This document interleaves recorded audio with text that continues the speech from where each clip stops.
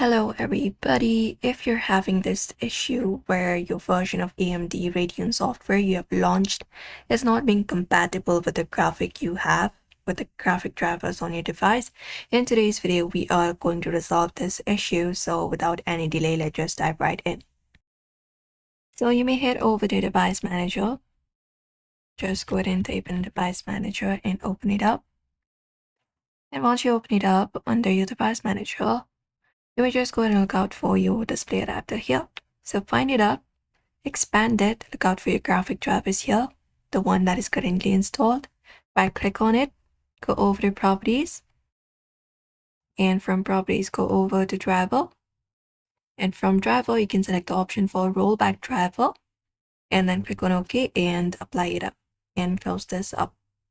Now once this is done, we can just go ahead and install the AMD Radeon software. For that, go to a browser and search for AMD and go to amd.com.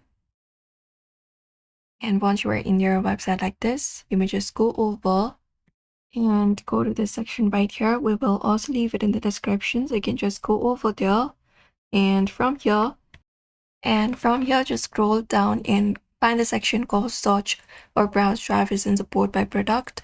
Go to browse products and select the option for graphics. And from there, just go over and search for AMD Radeon, the one that you are looking for.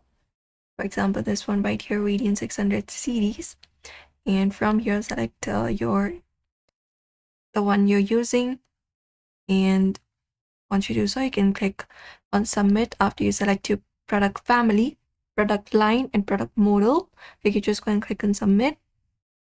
And after you do so, you can look out for the one that is compatible with the device. You can look out for the one, for example, I have Windows 11 with these right here, and you can just go and click on download and wait for the installation to be completed, and that way you can update your driver and fix the issue of AMD Radeon software not being compatible with the graphic.